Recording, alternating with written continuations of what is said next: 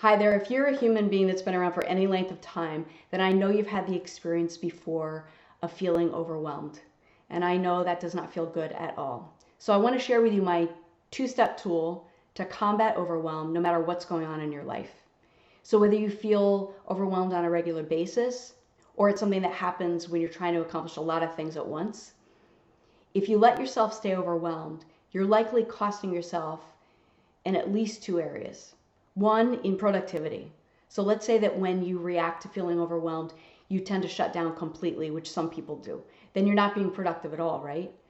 Or you react by still being able to manage accomplishing some things in your days, yet because you feel overwhelmed, you feel stressed, and that always has a negative effect on our productivity. The second area is that when you let yourself stay overwhelmed, you rob yourself of the satisfaction that you deserve when you do accomplish things in your life. So think about that for a second. When you let yourself stay in the mind state of stress from feeling the overwhelm, you don't let yourself celebrate the victories in life. That's just unkind, right? And it's just unnecessary. So before we get started with the two steps involved in the tool, we know that in order to make sure that we feel on track, on schedule, to make the things that mean the most to us in our life happen, we have to have a plan. And along with that, we have to have a schedule, a really clear, specific, manageable, flexible plan that we know that every day when we get up, all I got to do this is this. And if I do these things, I know that everything I want to make happen in my life will happen. Now imagine that experience of saying, you know what, all I have to do is this every day, and I know that I got this. That's not an experience of overwhelm, is it? It's the opposite of it. So that's why key to begin is I want you to have a weekly schedule at hand. So if you already have that, terrific. If you don't, you may want to check out the article I posted to my blog a few weeks ago. It's called Time Management. You can see it at leotaskulke.com. I also shared a video. You can check that out too. That's also called Time Management. So if you don't have a weekly schedule already, you may want to push pause on the video in a second and make sure that you go and create that so that you have that on hand as I walk you through the two steps. So now that we know you have your weekly schedule, here comes step one. Follow your schedule. Yeah, you may think that I'm oversimplifying things, but no, not at all. If you have a weekly schedule that outlines so that you know what you're going to be doing every hour of every day, and that includes not only things like work goals or physical goals, but relationship goals too. Like, I want to make sure that I have a more fulfilling relationship with my spouse or my kids, my family members, my friends. That goes in a weekly schedule, making sure that you're calling people, right? You're spending time with them. So imagine that you knew that all you had to do was follow that schedule. You'd be feeling really accomplished, wouldn't you? Wonderful. So step two is focus. What do I mean when I say focus? How many times have you noticed that when you go about your day, and now let's imagine that you're actually doing this, you're following a weekly schedule. So let's say that the task you have, let's talk about whatever's tomorrow, look at your schedule. What do you have in mind? When you go to look at that, whatever the activity is, whether that's spending time with people, or it's doing some exercising, or it's a specific project related to your career, or project that you have going on at home. How many times when you, let's say that's a couple of hour block there, how many times when you actually go to do that, do you notice that you're distracted, either by something that happened already, something that's going to happen later today, or something, worry about what might happen in the future? Really common, right?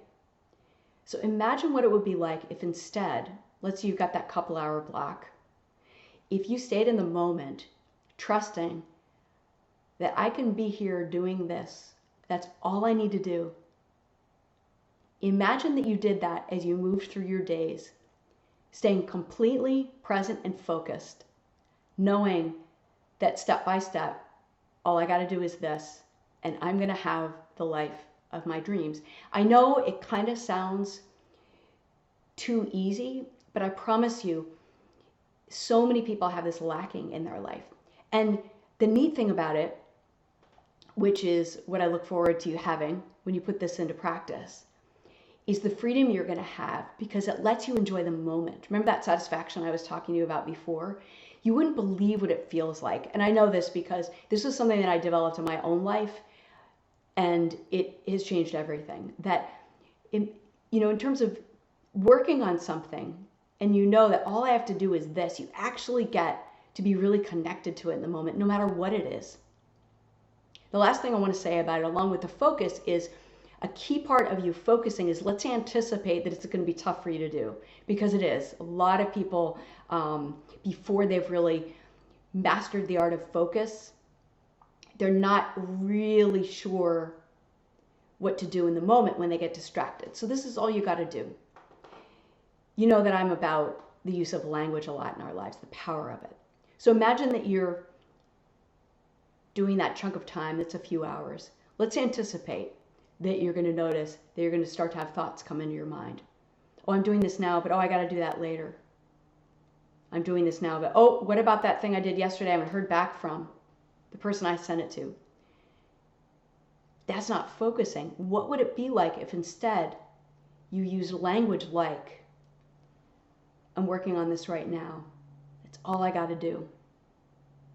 Things like, and you'll figure it out. You got to use the language that really works powerfully for you. I'm just going to give you some ideas. Things like when you're in the moment, you're noticing yourself distracted. Oh boy, this is just step one of this. And I know there are 10 more steps before I can get this project done. No, don't do that anymore. When you focus, you say, here's step one.